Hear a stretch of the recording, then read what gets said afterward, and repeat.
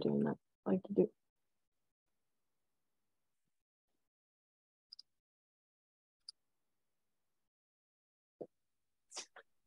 Yeah, so I was making some notes, and Kristen and I have been talking a little bit about like needing a home on the internet for what we're doing.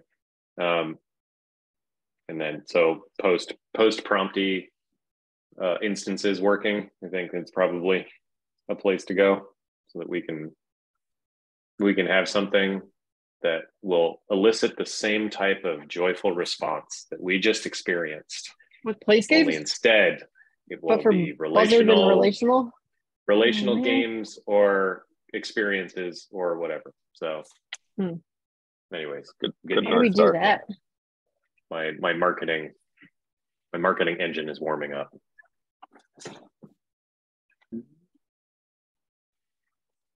Anyways, I'm tossing that out there. We can choose to do something else, but I think it'd be helpful. Yeah. But for now, Prompty. Okay. So first Prompty.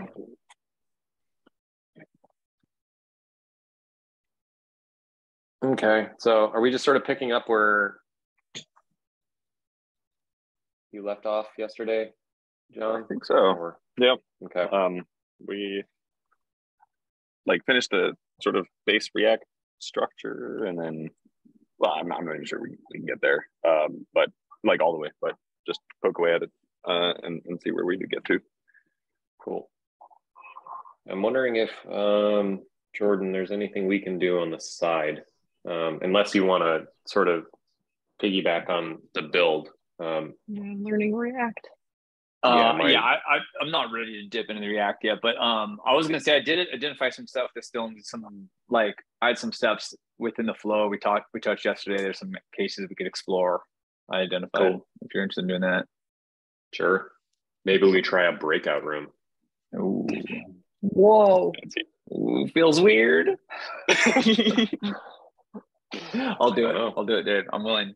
You kick it off. I don't know how to do it. How do you do that? I don't know how to use the thing. I can make a whiteboard. I can tell speed up. I think Kristen may have to do it. I'm not sure. I don't know how Zoom works. Chiaki probably knows. I do. If whoever's the curator of the meeting, there should be settings on the bottom, and I think the 3 dot settings has like make a breakout room or invite people to breakout rooms, and then you can separate humans. All right, we can have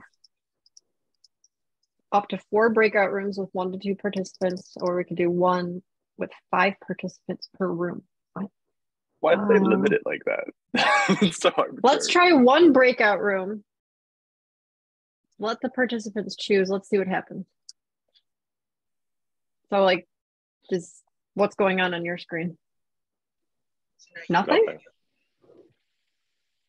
Nope. All right. Let me assign. I'll assign Jordan and Dave. Vanished. Okay. I'm joining. Oh, See ya, guys. I do see a breakout rooms button now. There it is. Dave hasn't joined. It tells me right on the screen. Not joined. It's like he's a bad student or something. Weird. They're so yeah, here, like not here. Yeah, well, I can hear Dave too, and then I also have like a screen. I don't know. Oh, that's not showing where I can see who's in what room. No, yeah, so you guys can't see that. are all That's considered cool. unassigned. Oh, I can broadcast messages to everybody. Whoa. Unlimited This is power. fun. I could go between rooms now. I don't understand why everyone can't do that. Well, I do see a join button. But you do, so you could join their room. Yeah, through the little breakout button at the bottom. Oh, good. Okay, cool. So people can bounce around if they wanted to. Yep. Nice. Cool. I think you may have to stop screen sharing for me to be able to. Yeah. Yes. Yeah.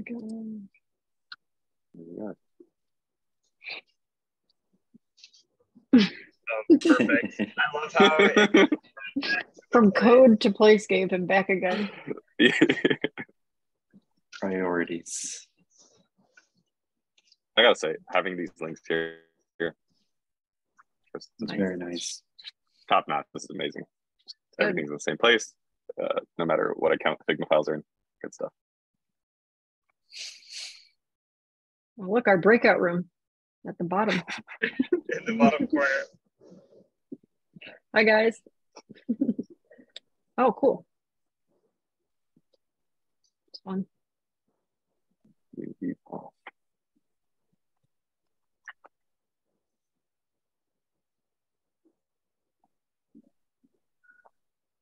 think we wanted to basically finish the. Oh, actually, it's not. I feel like it was, yeah, Great. we needed to do like create prompt as well as like the list of all prompts, kind of just rewiring those things. I'm not sure how create prompt works in this flow. Maybe the Figma will kind of tell a little bit. I'm not sure. Yeah, I think we're still keeping mostly the same structure. We have like the new prompt button. That's still going to be here. I guess we might want to render the public Prompty groups to be able to go into it first so that we can specify. Or no, we still have the URL. So /groups /group/0 takes us to our first group. And then now in here, we need a create prompt button, which I think I'll just move over from the old page. Yep. It might nav. You connect your wallet. I'm not sure if it'll show up the new prompt button or not. I don't know if that's only on one page or if that's on every page. I forget whether it's in the nav or not. I'm not sure. No. Yeah, you're right. It's in the nav. So the button's here now, which means we can click it, which takes us to prompt/create. And so I'm imagining this would error because we are also going to need to pass in instance ID in this. Right. So I think we either need to take it out of the nav or we need to like make sure that it doesn't work on the nav for certain screens or something. Yeah, I think taking it out probably makes more sense than moving it to this page and maybe duplicating it to other pages that will need it. But yeah, I think for the time being, maybe. Why would it be different? The create prompt. On the listing of like all these groups, because we're not in a specific prompt instance, it wouldn't even know which instance to create the prompt in. And I think like for the settings page, it might not make sense to show there either.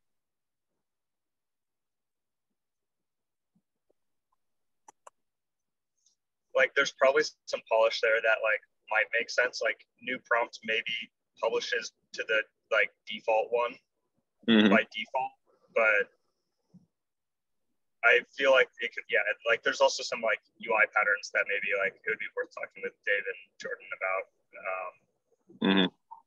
Just because it might get kind of confusing having like some of this stuff. Do you want, should we bring them back in for a second? Like, is it a good time? Are we making a decision that you think it'd be good to chat out? We could maybe just poke at the data side first and then bring them in. I can make sure that the button works. Yeah, I think if we can get at least like the basics wired up, we can kind of revisit how to show it. Yeah. And like, I guess the nav thing like might have like, it depends on what they think for the nav, but I think at least just getting it wired up so we can kind of get moving on things at least is probably like good enough for now, and it shouldn't be like a big lift to redo if we need to. +1, yeah.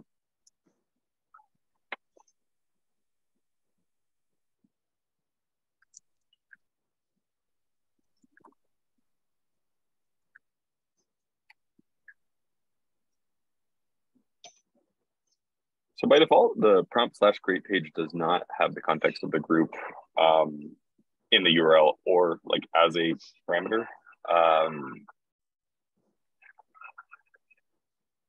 How do you think we should basically add that in? I'm thinking maybe like /group /group ID /prompt/create, but that would also probably involve changing the structure of the prompt view as well to have like the group URL in there. I think that's needed. Yeah.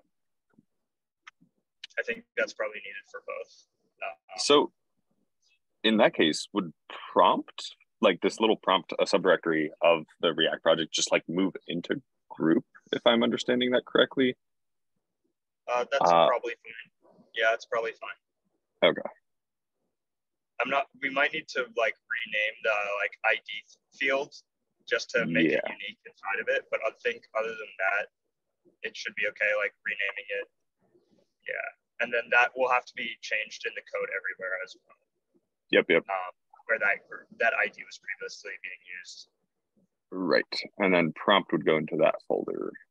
And yeah, this might fuck things up, but we can always roll back. All right. Should be fine. So I'm imagining that the group ID was being used in like the index page on group. Yes, probably.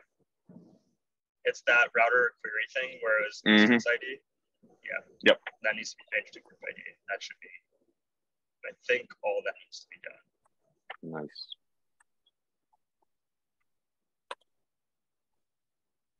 Now /group/0. Let's load that up and then /prompt create. Yep, some import stuff. Build up the commit. Wow. But by the way, both. I love your earrings today. They are so cool. I didn't want to sideline another meeting about the medical devices, but those are great earrings.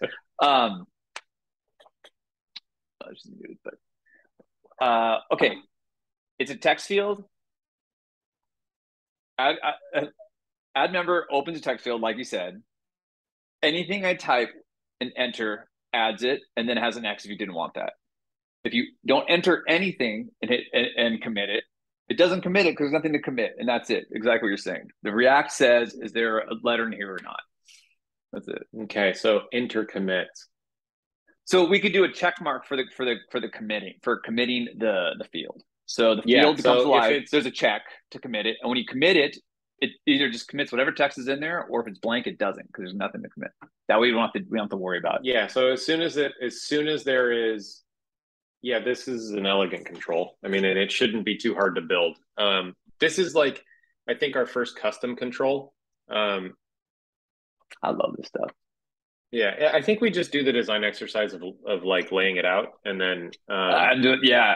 Am I in the right worst case scenario, it's too right much of a pain in the ass to build, and then we go find something else. But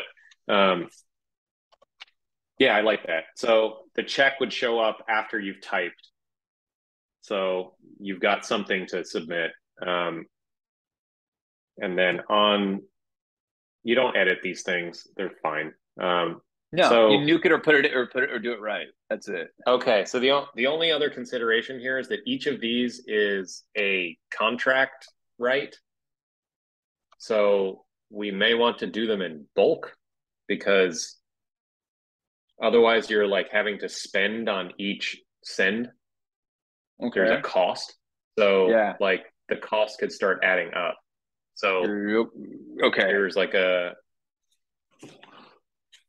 So maybe you're saying maybe we add another stage where there's build a list and then process the list, or I don't know what there's a terminology thing here. I'm sure you got. It's like I'm building a list of members and then I'm going to actually commit it to the chain, or what is there a phrase for this?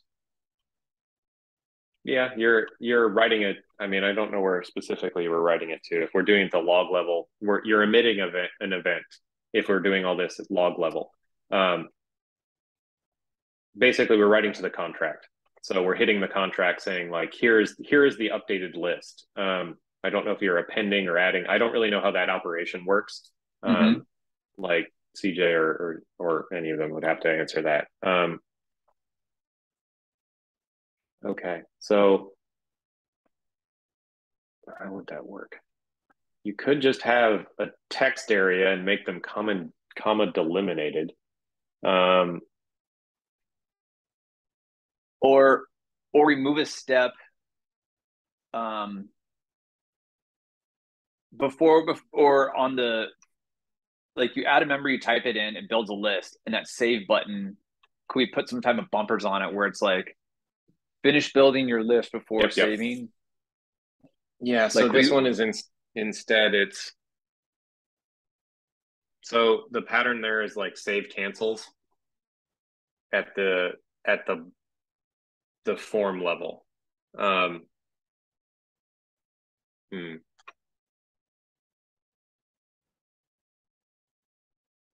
Weird, because the writes here are expensive.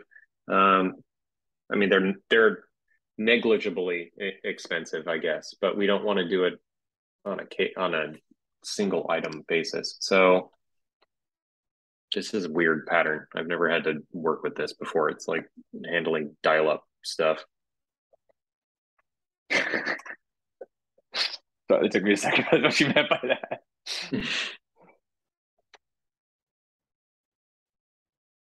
Okay, so there we go. Yeah, you don't technically need the add member thing at all. You could just type a member kind of thing, and then that adds. Oh, just have a live text at all time. Yeah. I mean, it's true, but there's something nice, like, as a sense of like confidence that there's not just a random field. Yeah. Like there's a sense of commit to it that's kind of nice. But I'm fine either way.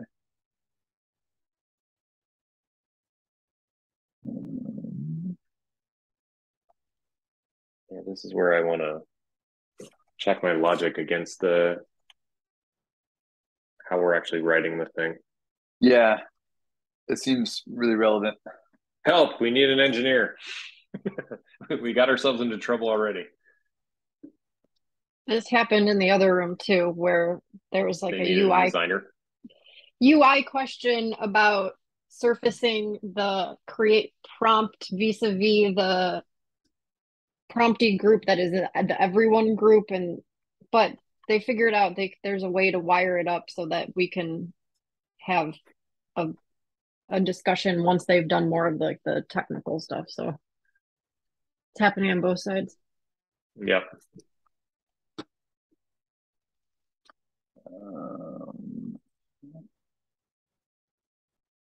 Interesting. Okay.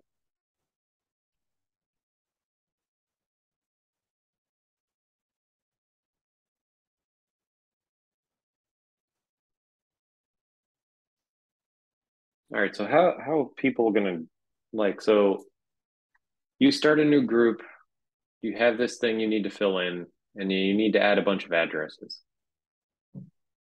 Well, okay. Also this, I like your idea, Dave, of as a pro feature being able to paste a comma delimited file into this field and just process it. Yeah. As a pro feature, we should just do that as a like unspoken thing. I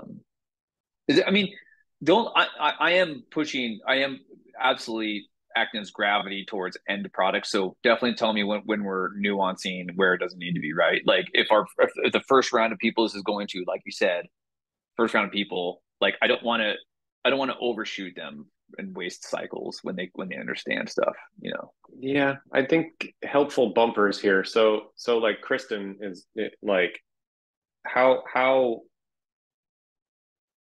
do you think that you would collect, and like say you're starting a group like this and then you want to add people to it, like the 1-by-1 method is fine.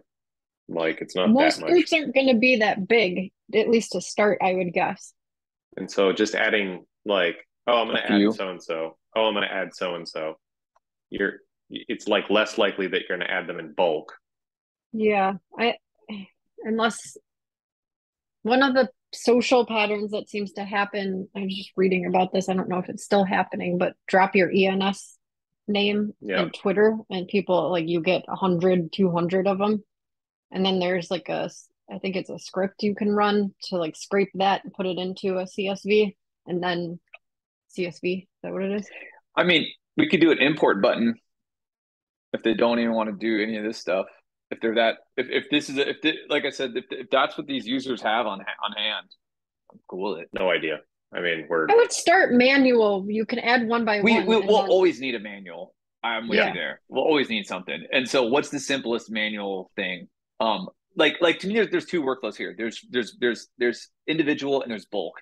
I'm fine with bulk being just like a word that says bulk and it's a nasty browser uploader and it's done, right? Like a browser dialog, you find the text file, it's done, it loads it. And then for the individual, like I'm back to where you started, Dave, is what's the least number of steps we can do to get this shit in there for the individuals? Yeah. I'm starting to we can ignore the middle ground. I think we ignore the middle ground entirely. Right? Yeah, like this is I mean, if there's a friction here, then we can open it up and create like some pro user thing. Yeah, this pattern is like a particular like Web3 group management thing. I can also see there being like approval in here where people request access. Yeah. Right. So like you have a front end control that's like, I really like this. The prompts in here are interesting. Request access on the front end, right? Like on whatever the website is. And then that'll pop up in here where you're approving it or denying. So we're not doing that yet, but that's all going to show up here. Yeah, and I mean, there's other permissioning from the inside out instead of the outside in, where only certain people can invite people to join, depending on who the group is. That will show up as well. So that's just general user permissions, Kristen? Yeah, it's just different user types. Yeah, we're going to leave all that. Not necessary now. Yeah. Yep, just tracking it. So put it in my text file or my spreadsheet so I don't have to put it in my head. Smart. Man. Okay, so yeah, so this is, I think, so this control makes sense. It's just what happens when we...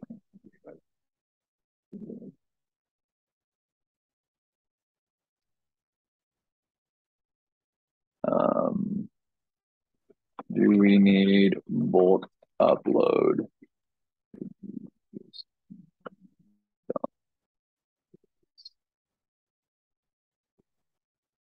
CS.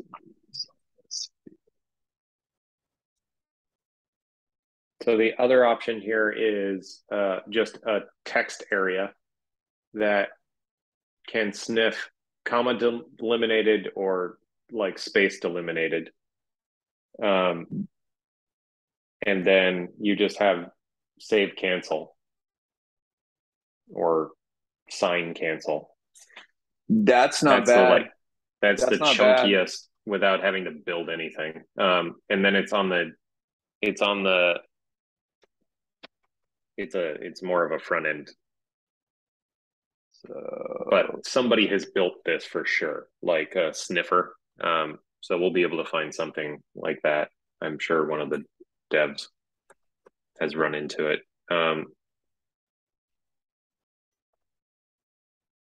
Okay, so and then so it would just be a live text field that if you wanted to edit it, you just literally go in there and delete the name. We don't need an affordance for it. Yeah, and like that's elegant, sloppy. Dude. It's just elegant. There's room for error in this, obviously. So, but be careful for now until we come up with like how people are actually going to enter these things, and then we'll end up with a fancier control probably. Yeah, this will need like a commit. Well, this will need a cancel though. If I go in there and edit it, I'll need a cancel to revert it. Yeah, which just clears out the changes. Right. And then there we can be like, you made some changes. Are you sure? We don't even need that yet, I think. Just don't fuck it up. We're playing with live wires here. Yeah, no, absolutely. So then this would just be like probably some like label text that's like,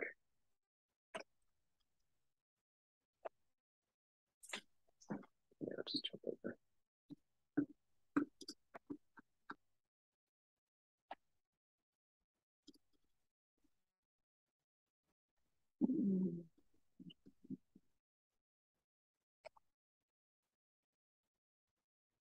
How Why does this text field?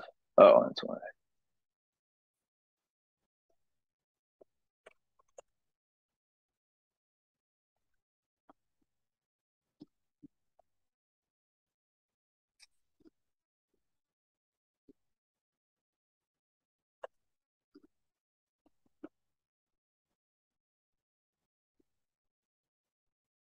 Yeah, we don't have.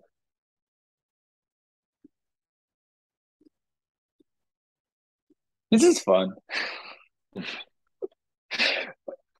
I remember development of text areas.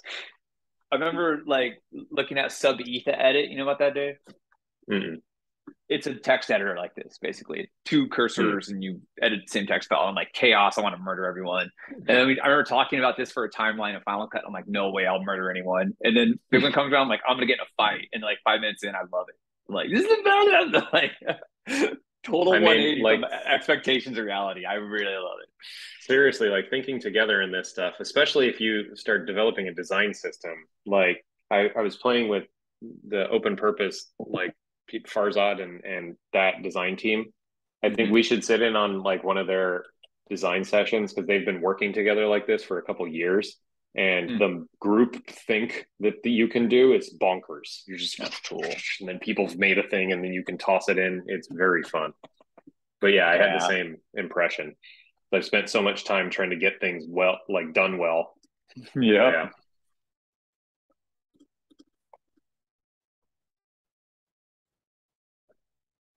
There's something here we're missing that probably one of the devs will just be like, hey, why don't you just do it like this? And we're like, okay, fine. Yeah.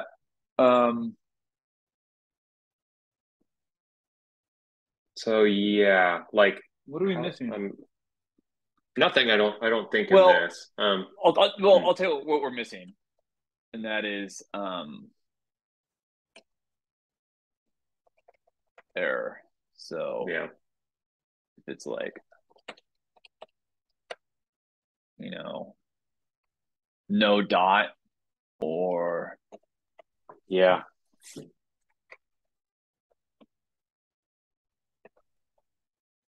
So might need something like how does text work in this app? I'm still learning. Is it it's considered fill? Okay, whatever. I'm back. Yeah. So we need like error handling. Right, yeah.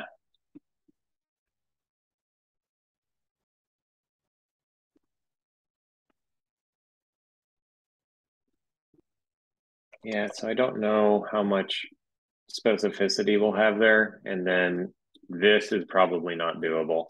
Yeah. If it's a text area, because it needs to be rich text. And then we're starting to get into that doesn't work. We might as well just go with this thing up here because it's a lot easier. Well, no, hold on. Let's think about our user here. I mean, we don't need to. Okay, so if there's an error here, we could I think this is possible because they're adding it to a database and they're querying, like the library is checking the validity, so it will have a string to reference, right? Yeah, so I think this is possible. The database is the blockchain and the contract, so it's at the contract level. So that's different. So I don't know what we get back, like how you sniff that and like what level of specificity. This is something we have to ask. I mean, this is fine. I think we make our best guess here, and then we can move it towards what's possible or what's not, and then yeah.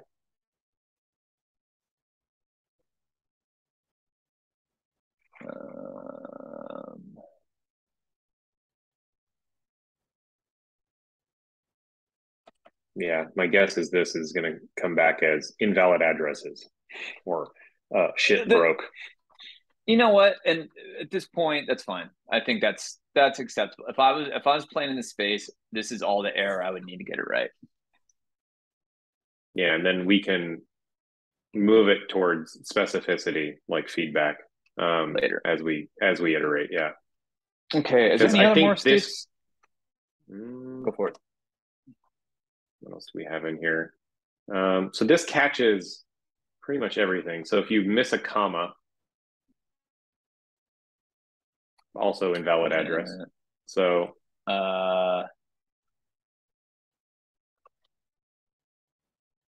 incomplete. I think it qualifies as invalid too. Yeah, true. Yeah. I mean, we're real engineering right now, but no, I love it. This is the process. I like this. I like this part. This is good. Okay, so add just separate by comma. Then, so the next question here is that are we doing this on the block level, like up in settings? So, yeah. Can you not validate this in the client in the JavaScript before we start to, or does the validation really is it? Can it not be done in the front end for like addresses? I guess maybe a better question to ask you is, should we talk to engineers about what classes of errors can be done before we go to the chain? Yeah, I think so. Cool. We can definitely sniff that beforehand. Then it's okay. So either way, both of these patterns. I mean, this one is a lot nicer, obviously, like input wise. That's luxury because you get all of this stuff for free, and then at the individual level, if one of them is like an invalid address, then fine. Then you can see it in line. Yeah, so we can do an address validator pre-contract, probably, my guess. So then it's how do we submit these things? Like, are we submitting them at the component level or at the page level, at the view level? And maybe we don't worry about the cost right now because it's negligible. And as we scale, yeah, I say we just do that. So that's fine. So say, for instance, changing the group name. Visibility. We're mostly just talking about this thing. Interesting.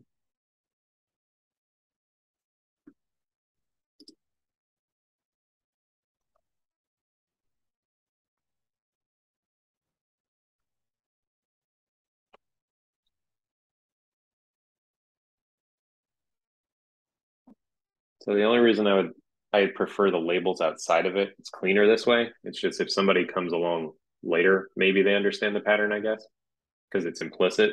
That's fine. Yeah. Okay. You're such a coward. No, no, you're totally right, Dave. You're totally right. I am a coward. No, that's cool. I think that's a good point. And then you can just do example text in here that's like blah, blah, blah.eth and then show another one. Like, so you've got placeholder example-y stuff.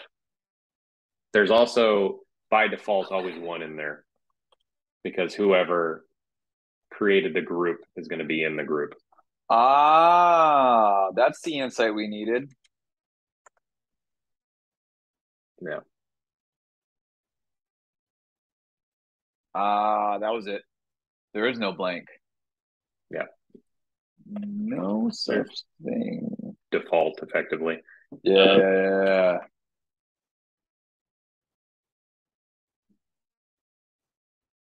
How did this go?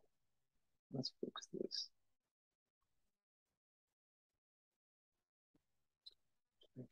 There we go. So now I'm feeling my way back up to the one above. Yeah, do it. All right, so the one above.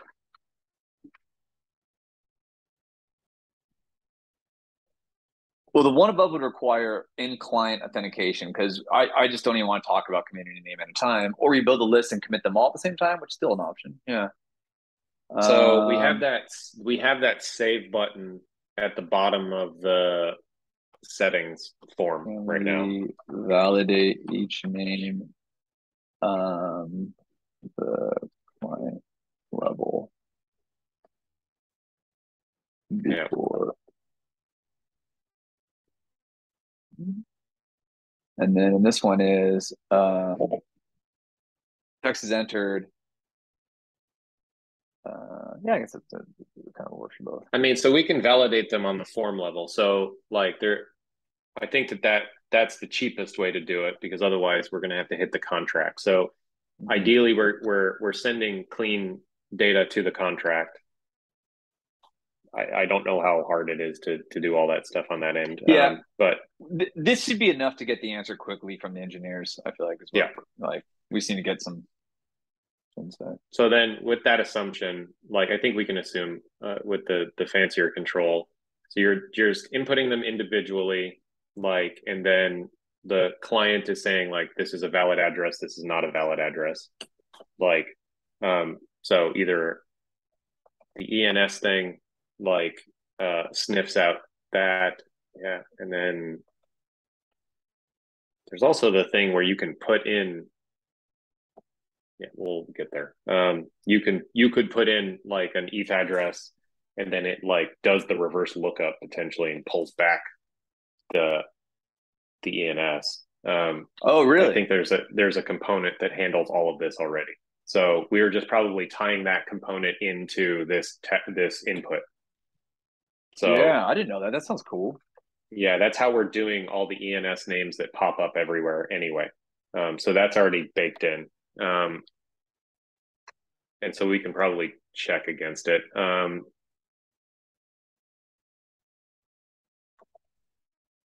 Yeah, you just clear it out. I think this one makes sense.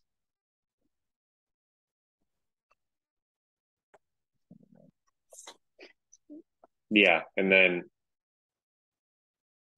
so the big question here is like back up over at the settings, having a save or cancel at the settings level. So, right. So for this we're just submitting this whole thing. Yeah. Okay. Yeah. Right. We need to save cancel here. You're right. Maybe even change the language to save list. Maybe it doesn't matter. Well, so it would be submitting group name, visibility, and allow list. Oh, okay. Yeah, right. So if there are any changes, they're all like bundled. Apply, is it apply changes maybe? Is that the right language? Is that a better language? That's like a gamer language. Yeah, that works. There's like it's funny in gaming. I noticed it's reset the defaults and apply changes or apply settings. We're making a game. Prompty is a game. Yeah, I know. Yes. That's what I literally why I brought my attention. Jordan, don't fight me on this. I will absolutely fight you. Let me clean all this up real quick.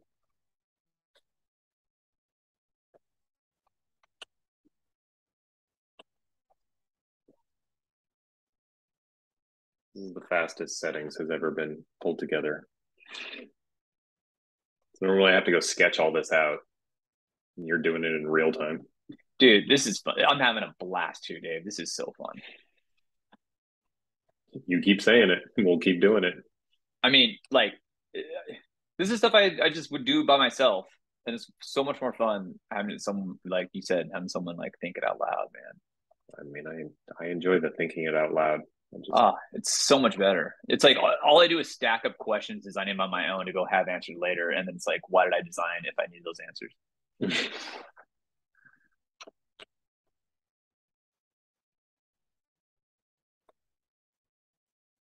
And then we get to see if we get yelled at. Yeah. For doing it wrong. Actually, we can use these fields.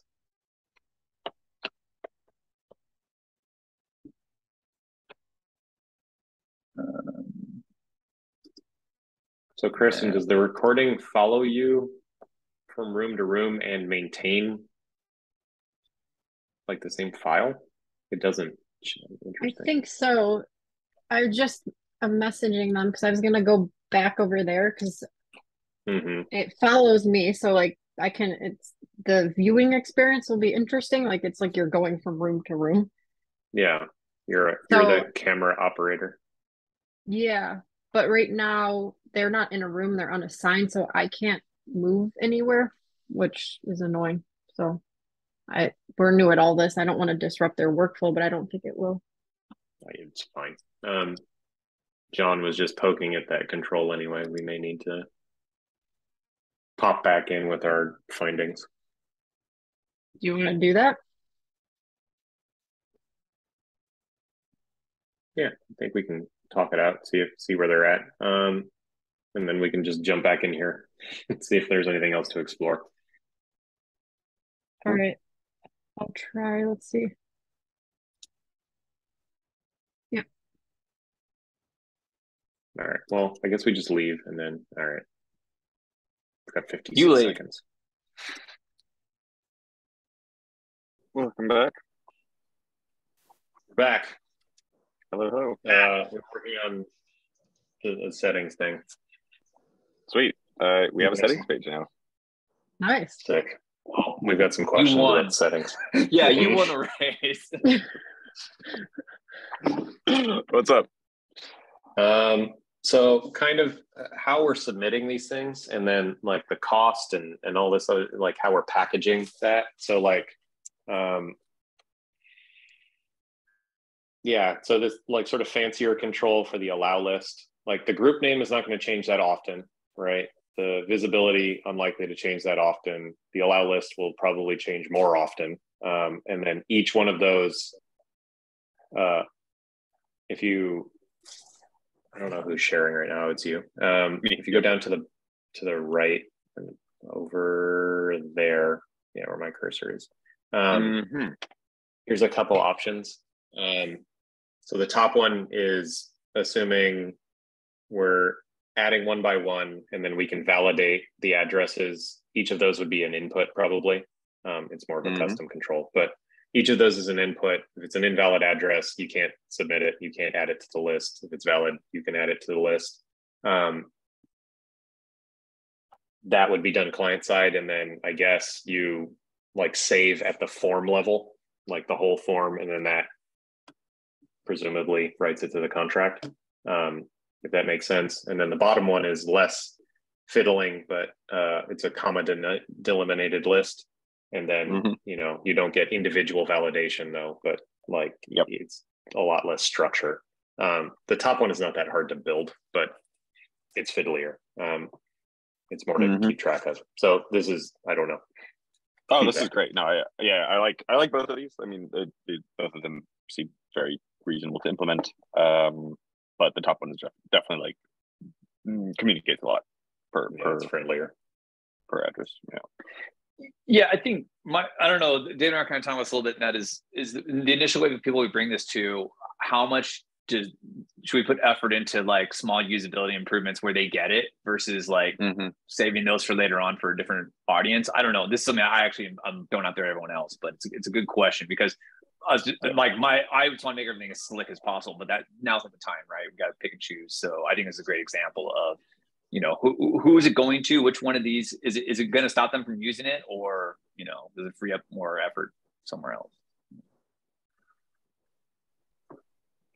I guess, like to me at least, like looking at both designs at the surface level, like more or less, like to me it feels like both of them are pretty easy to implement. At least like that's what it feels like to me. It's like similar level of complexity for both.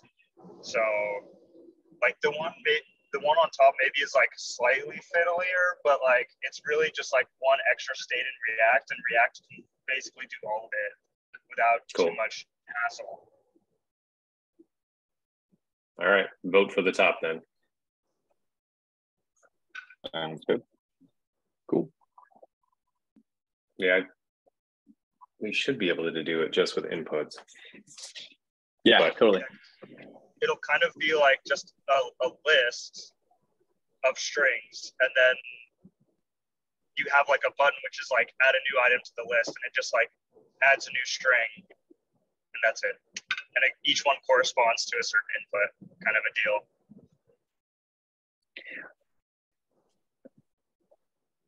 Makes sense. And then, and then just validating the addresses. Yeah, can that be done on the client, or does that have to do a round trip? It's client. Yeah. Cool. All right. Other quick thing I wanted to just throw out there is, when you commit the whole group, like how much should we like let the user know that it's a heavier transaction than just adding to the list? Is that meaningful at this point? Kind of come up a little bit with Dave. I'm just curious what everyone thinks on that. Can you, I don't know if you want to say it better. Yeah, Dave, do you want to explain that better to me? Yeah, I don't know. I think you got it. Like more or less, like these things. So the patterns are odd because we're writing things that cost. Whereas, but we're probably gonna obfuscate. I can't say that word. That word.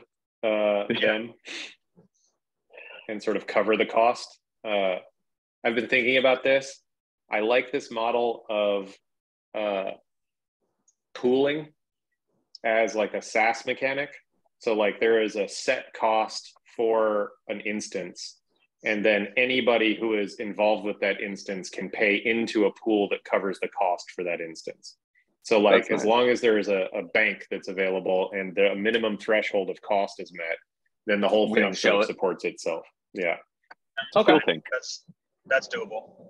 Yeah. So if that's the case, then we'll try to minimize cost, but these things are negligible. And then we'll probably, so I don't know, everybody pays in $1 a month or whatever it is. And that should cover most of the L2 fees. So we don't need to be too persnickety about this, but I like one interesting thing is that the function we have right now in the contract is add responder singular. So it's basically means that if there's like 3 new responders, we run a couple transactions. You scroll up. Oh, sorry, wait. Actually, never mind. We can just make them an array. Yeah. So just pass in all of them at once. That'll be really simple.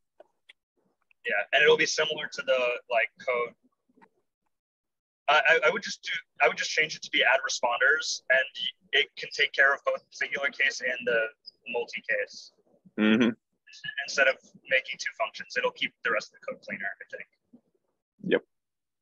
Cool. So if you look at the constructor, the code for this is basically in the constructor already. Or create instance rather, sorry.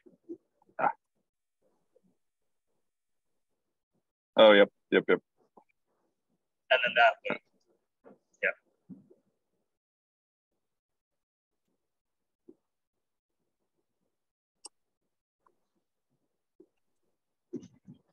Are you on your phone, CJ? Yeah. You can see this? Dude, he's amazing. Just have a micro or what you might call it. The thing is, the phone is just 6 inches from my face, so it kind of is like code is taking up my whole vision. You need a. We need VS Code for Apple Watch for CJ. Wait, that exists? No, I shouldn't have said that. Stop it. I saw it. Inappropriate. That's a war crime. It was. All right, great. That'll accept multiple. So where we are now is the very, very base pages scaffolding is in, so we can create a prompt. We have, I'm just going to give you a quick tour here. That makes sense. There we go. So the very base, I think we'll need to redirect the button click on the Prompty logo to probably the relative group, not the absolute home.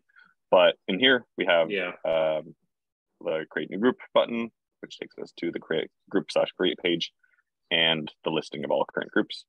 We go here, where actually I think test has some data. There are prompts. Cool. Sticking the name up there, but obviously that's just like for debug. And the response, that URL needs to be fixed.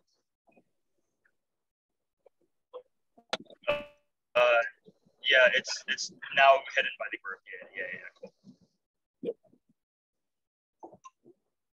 So the prompt submission where it works, nothing changed there. Or like the only thing that changes is we pass in the instance ID now. And then prompt response flow works exactly like it used to. We didn't change anything there. Cool. So from this point, like we can go a couple different directions. Definitely need to nail these components down, which will take a while. Like I'm happy to do that, but I don't know if like that's the best use of our time together right now versus like maybe something a little more broken out. And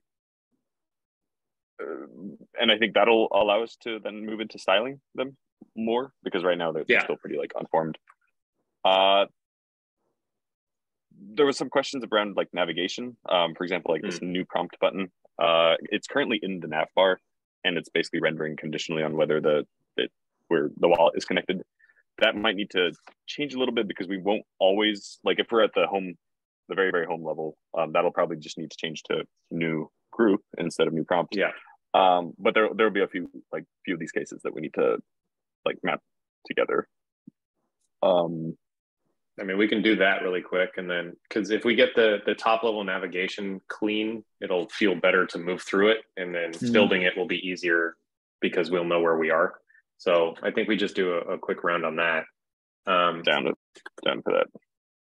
that. Do you want to do that in Figma, and then we'll have the states labeled out, and then we can reference those, or is it easier to that do it may in be code? easier. I feel like we have the first round of it. Yeah. Most of these is, let's see. They're like basically dependent on like if group ID exists or whatever. Like as long as the group ID exists, it shows. I don't know. Maybe I don't know. Oh, right. Seems simple enough.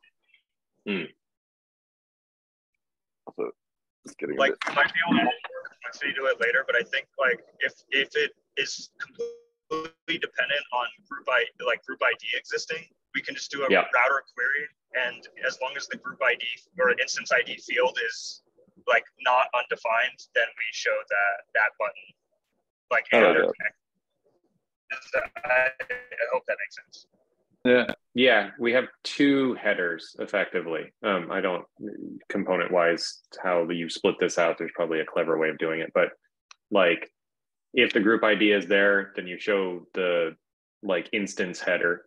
If not, show the global header. Yep. Yep.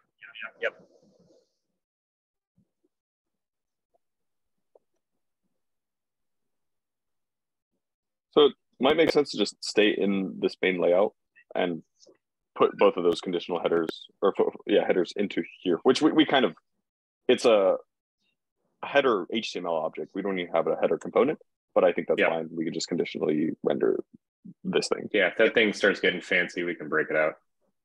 Yep. All right.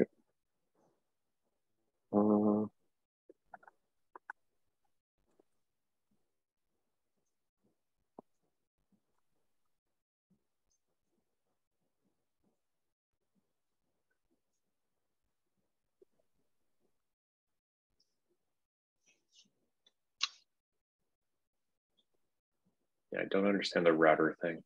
I mean, yeah, this is one of the things that drove me insane. Just like, there are files, and they're like, if in this file, do that thing. Yeah, anyways. Yes.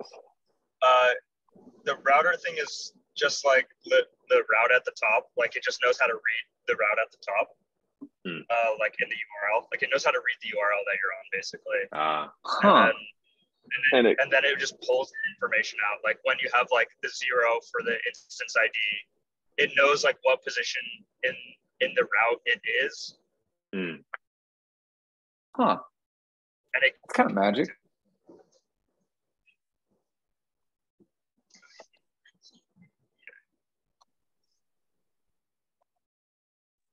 Who are we talking to? Somebody about the people who are doing the router thing have some new thing. They support it by training. Who are we talking to? Is it one of you?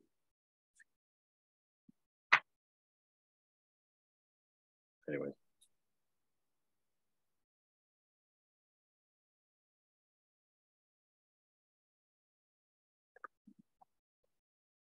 Yeah, the group that's like maintaining the router code makes money by offering training on how to use the routing. Yeah. Okay.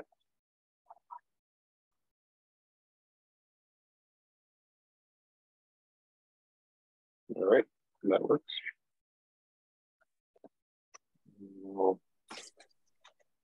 So basically, the new prompt button renders if we are connected and we have an instance ID.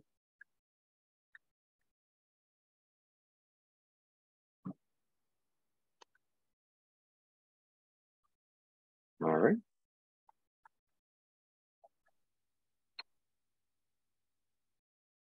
So I guess in here we can duplicate it and put if no instance ID and connected, then we can put a new group button, or I'm not sure if we settled on anything for that. Yeah, I think so. Interesting. Is there a so managing these things as two headers? So like the Prompty logo would be swapped out for the buzzard thing. Yeah. So yeah, like I forgot about that. I'm just seeing these things as entirely just two headers. Okay. So like which may just this level, yeah, basically. but that might just be my simplistic mind.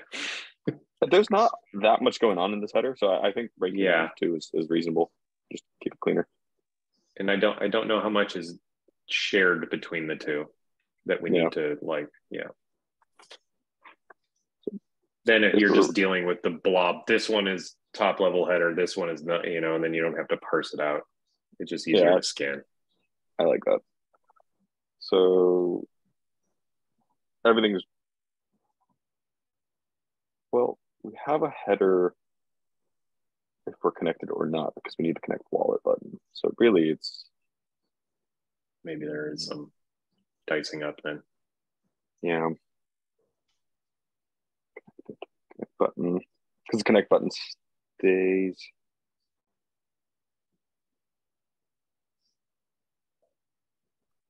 Yeah, so I guess it's, so you have the stuff that's outside the connection and the stuff that's inside the connection.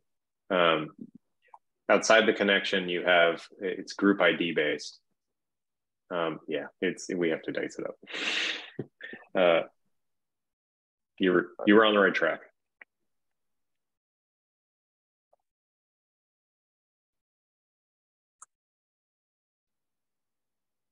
So for simplicity, let's call this the instance.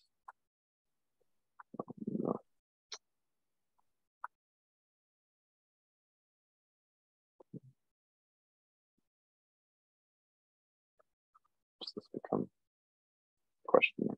Yeah. Our second header comes in here.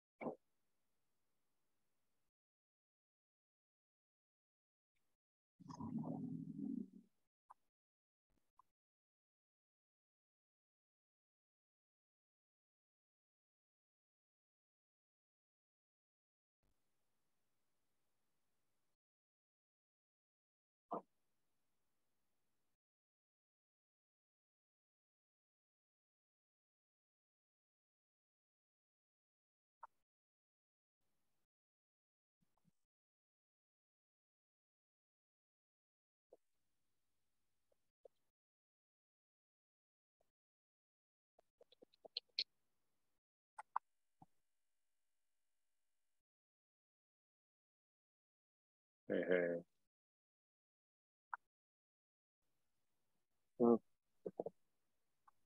And then I guess in this section, I could just put the instance name. We don't have the, so I'm gonna grab that.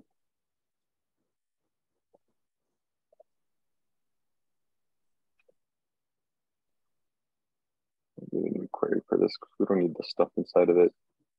Oh wait. Good testing. That's true, yeah. Which means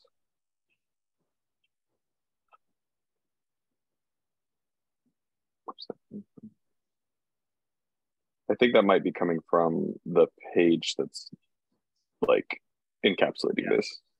Hmm. Yeah, I think it's probably because it's inside of layout, that test thing. Yep, right here. Now it's gone. I think I'll just make a base group instance query without the prompts. Although, let me just copy this one for now.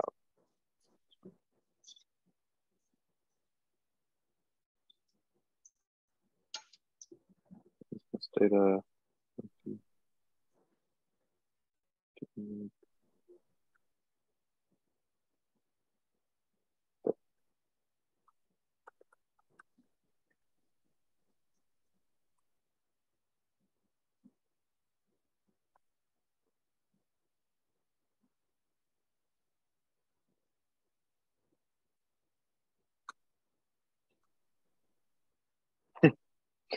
There we go. Okay. We'll probably need some footer or something like that. Yeah. Back to the top, but yeah. Or though I don't know how often you do that. So I see, to get back to the root level. yeah. Yep. All right. Oh, so I guess on this one we'll also have a settings link in the layout. So that we're we're putting that in the bottom left, but as long as it's on the page, we can figure it out. Yep.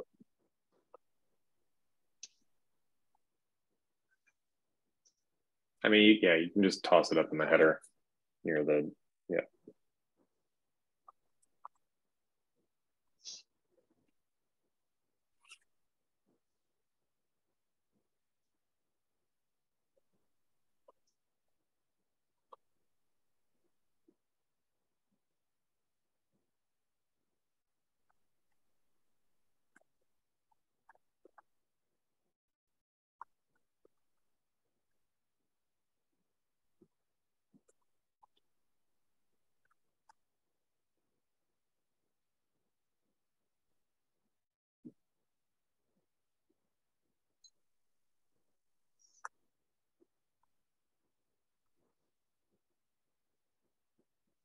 Okay.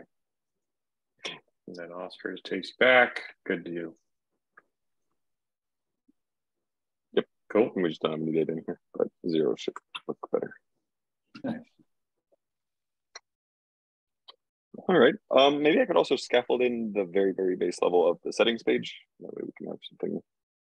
But this is where, yeah, like even building a list in React, I could build a list, but it won't be it won't be like the way it should be built in React, because there's probably a bunch of optimization stuff.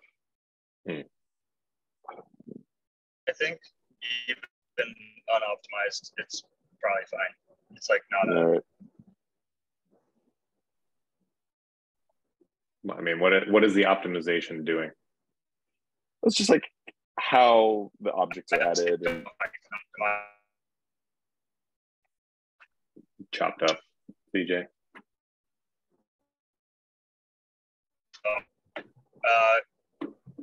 Yeah, I think I don't know. I don't know if they're like, I can't really think of really optimizations. I think it's like 2 states or maybe just 1. Well, sloppy works. A loop of all the items, and that renders a single component. So you just like render a bunch of components on top of each other, or like as they're flowing under each other. And you have a plus button, and that plus button just adds a new element to the list. I don't know if there's much more. Yeah, okay. So that's what I'm thinking. Like, would each of these just be its own component, and should I break that out? I think for now, like, it probably should be its own component, but we can probably Like if it looks can break out to a component, it's neither here nor there. Okay. Build it in line and then rip it out. I'm kind of hacky that.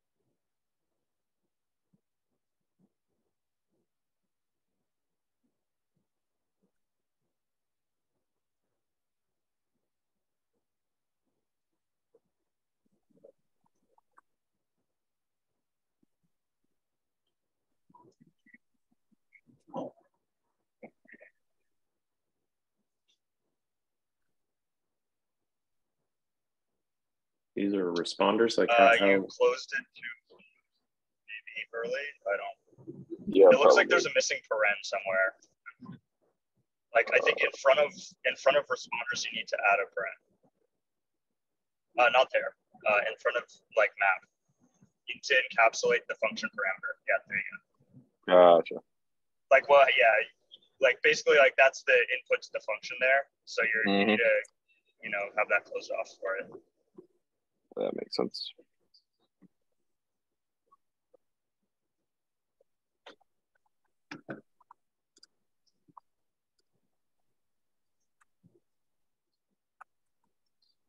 And I think instead of it being, I can't tell. Okay, no, it's fine. Cool.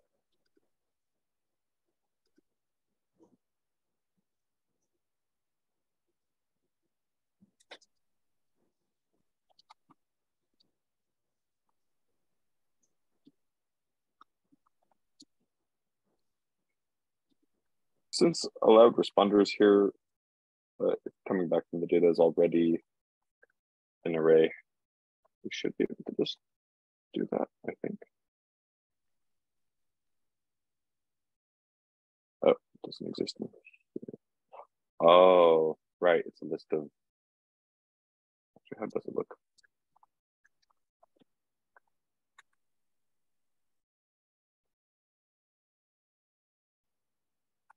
I think you can probably just put it in line.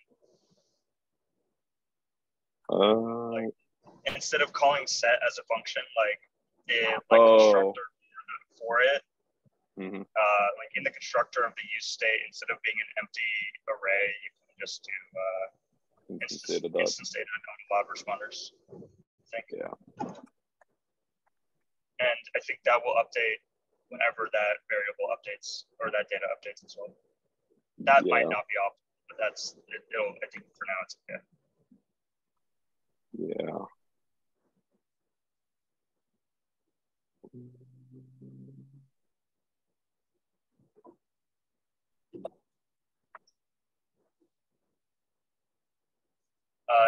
Probably because you defined it as string, it also needs to be able to be undefined.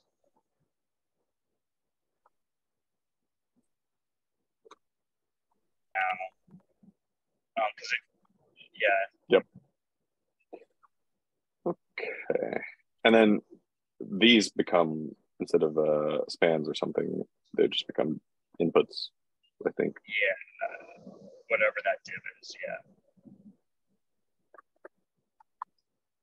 And then there would be like some on change handler or something on input changed, or I forget what it is for inputs. Yep, for each one. Which would do something. And that would trigger the set responders. Yeah, so that would take the index and the value like it suggests. And then also in that map, I would do like a comma after the string and add index, because you're going to want to know the index of which one you're working with, so you can use that. Yeah. I think hopefully it likes that. Does it not like that? Oh, that sucks. Void element tag. Oh, I think there's a React has like specific input types, like text input maybe, that it wants us to use something. But I just remember some danger about using input tags directly. I think that was a weird thing that happened with Explicit Land. I don't think it's an issue here. I believe. I could be wrong. I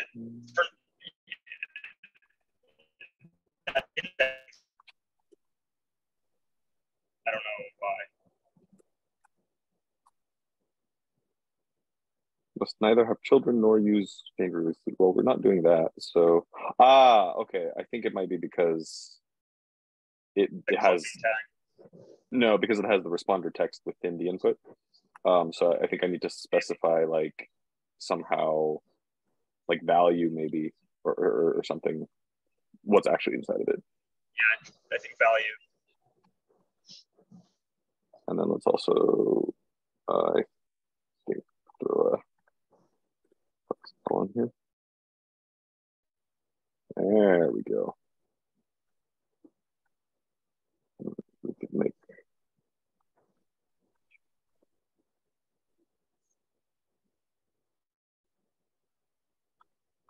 not super clear, but kind of makes sense now. On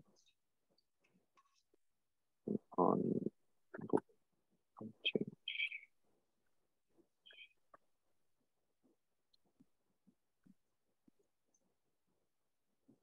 I think, yeah, you'll have to wrap it in the, you have to create, yeah.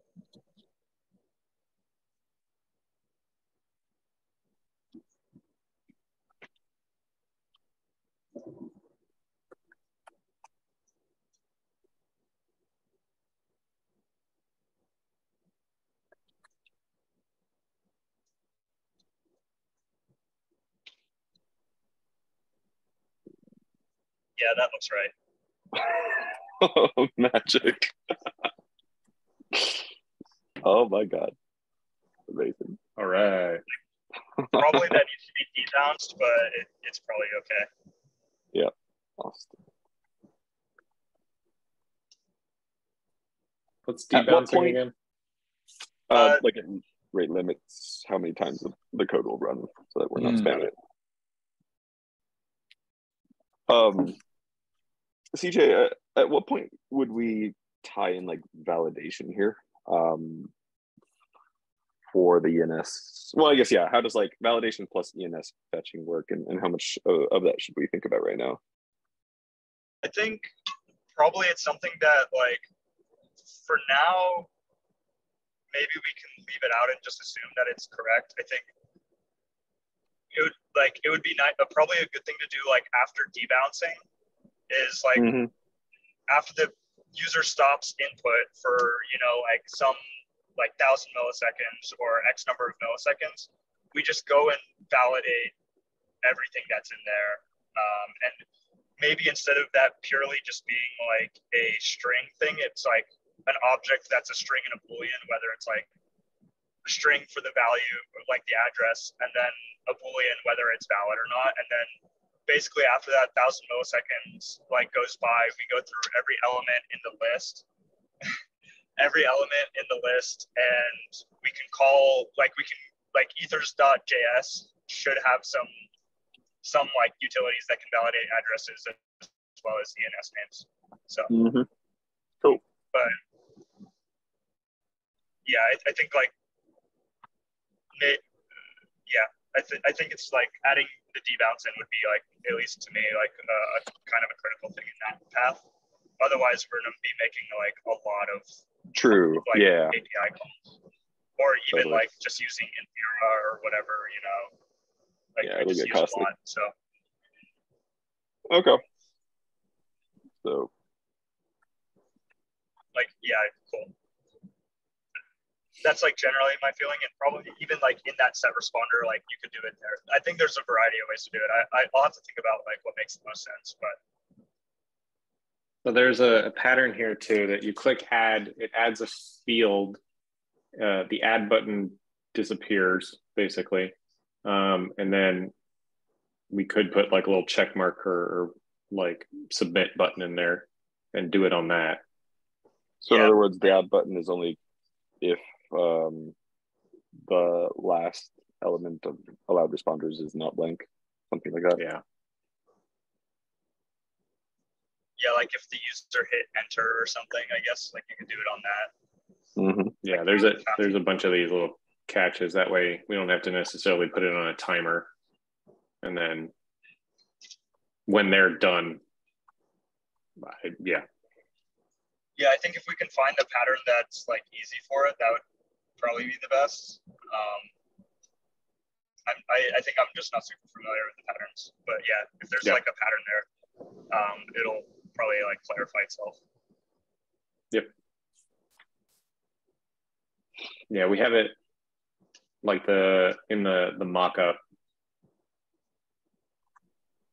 So like on the left, you have add member, which is the add button we have now. That creates an empty input. And then when you start typing, it'll drop that check in there. That check can be a button, or enter would submit the form, and then it could do the check there. And if it's not valid, it doesn't submit. If it is valid, it does. Okay. Love it. Yeah. So it changes the logic here, I guess, a little bit. And like the list is just the list of divs instead of list of inputs, I guess. If each one of those is not an input, maybe. I don't know if they're. Yeah. So in other words, I guess like Dave, like the addresses above where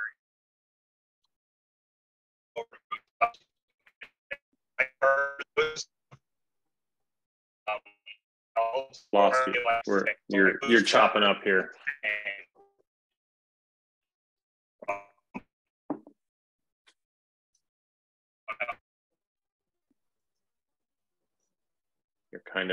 You're 30,000 leagues under the sea currently.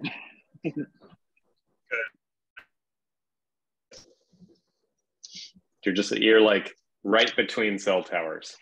Yeah.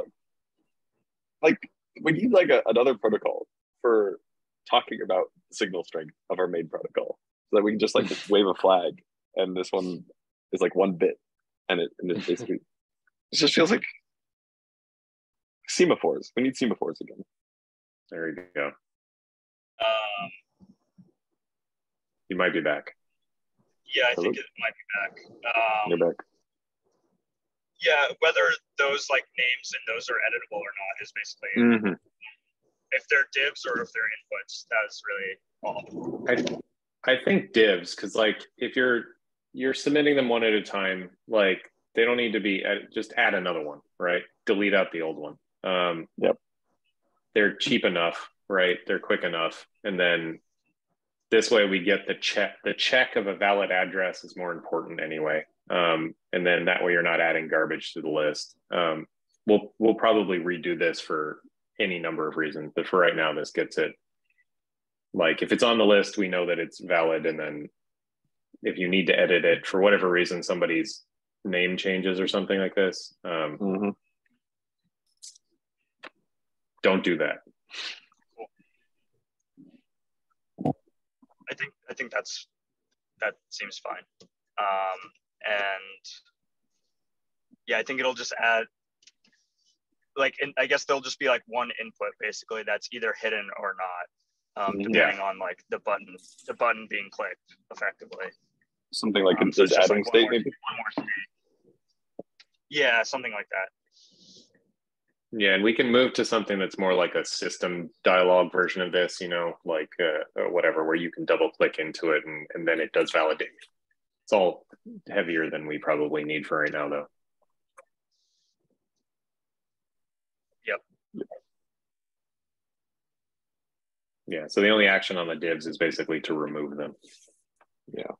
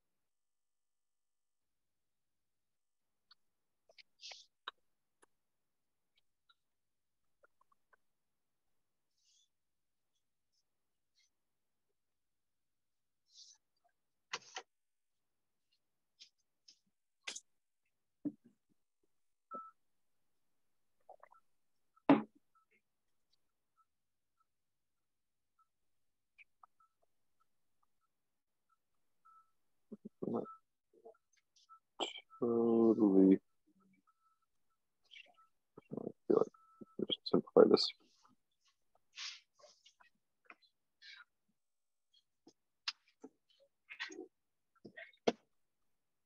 If that's adding, it can disappear it. Right. I think you need to just add a void method calling that function. Plug it. Like basically just open parentheses, close parentheses, arrow function to set is adding true. Yeah.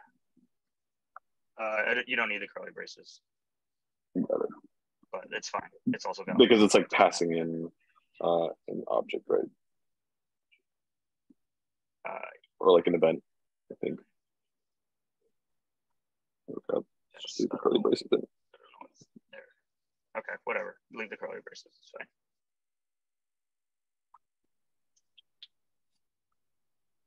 And then I guess like after you click again, it goes to false and then adds it to the list or whatever. I don't know. There's maybe like a little bit of state is needed or something. Yep.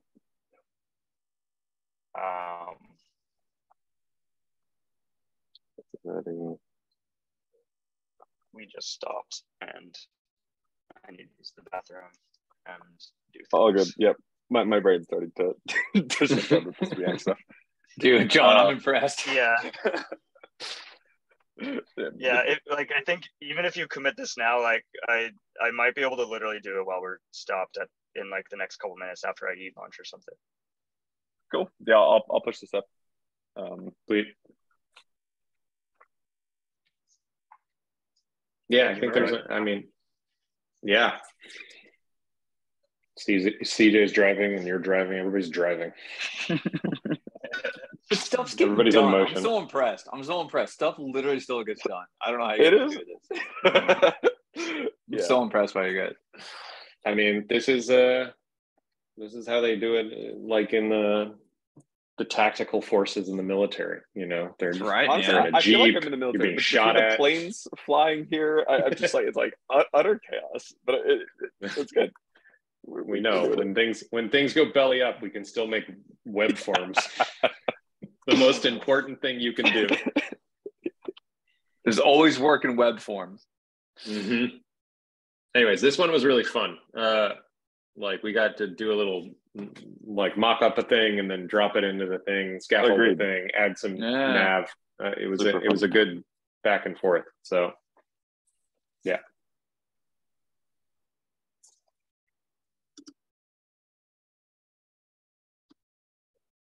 All right. Yeah, where do we?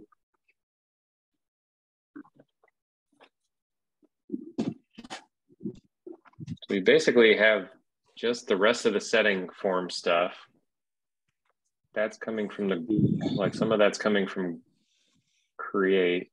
Yeah, we're just buttoning that up and then, I don't know, we're in the home stretch here. Then it's styling. Yep. Nav is all working. Yeah, so submitting the form, all that stuff.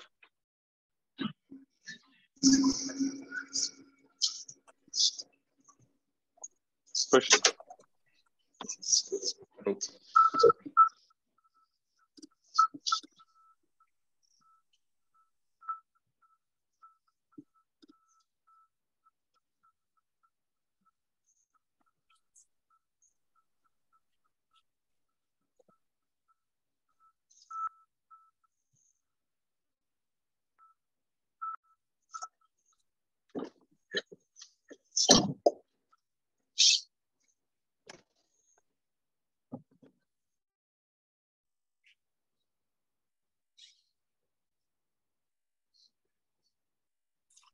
Seriously.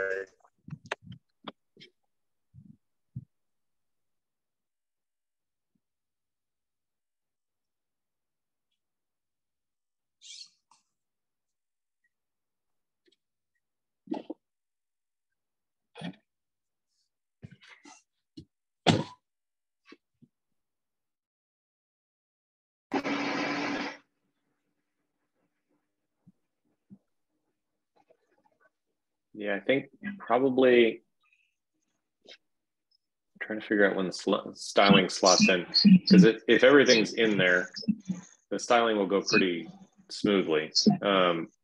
Yeah, I think we still got like more React components to sort of map out. Cool. Yeah.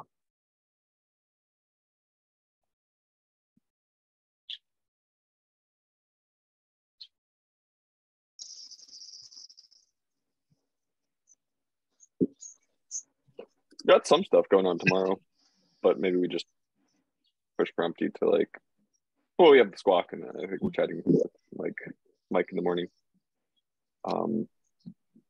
Thursday, Friday, but also not against fitting into tomorrow. I guess yeah, it depends on like CJ's travel plans and. I mean, I'm traveling all day tomorrow too. All day, yeah.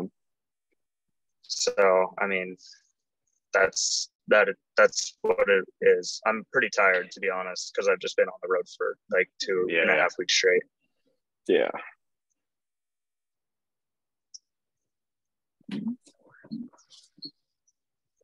Like, I'm also happy to go tomorrow, CJ. If you're not like you don't have to be on the call. I feel like we can bumble through things well enough. I think that would be ideal for me. Yeah, to kind of just like relax a little bit and just for sure. Yeah. Cool.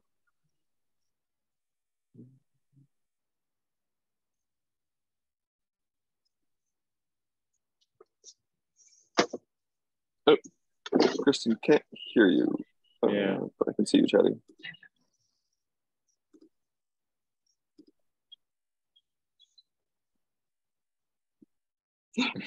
Yell loud enough for Dave to tell us what you're saying.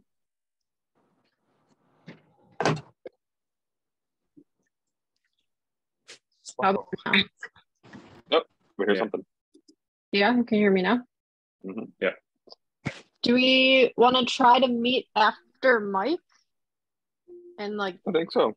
Keep it capped so we can have some time off between then and hanging later. Works for me. I don't think I can make that time, but I'm not contributing that much to the React stuff anyway. But it's fine.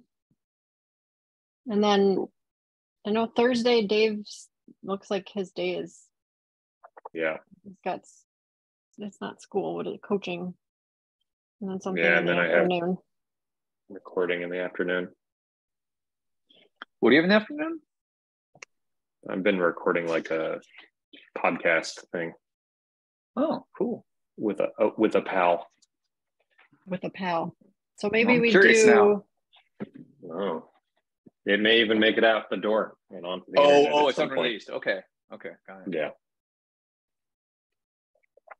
So maybe we figure out tomorrow if there's anything we could want to do like separately or in smaller groups on Thursday, and then Friday we could do another morning session. Cool. Sure. Yeah. See how far we can get tomorrow. And then I don't know, we're close, like home stretch here. So I mean, cool. Sweet. Probably by the end of the week, then it feels like, yeah. Yeah. Might have a URL. Mm-hmm. Yay. It's coming along. Thanks for driving, John. Yep. Yeah. No, thank you for driving. Yes. And thank you for literally, well, thank you, Chuck, for driving. CJ for she's like, yeah, no problem. While he's driving. Yeah. To help me drive. Yeah. CJ's been a real passenger of this meeting, I gotta say, man. Cool. Enjoy. All right. See you guys tomorrow. I gotta see for like 3 more things later. Yeah. Bye. Bye.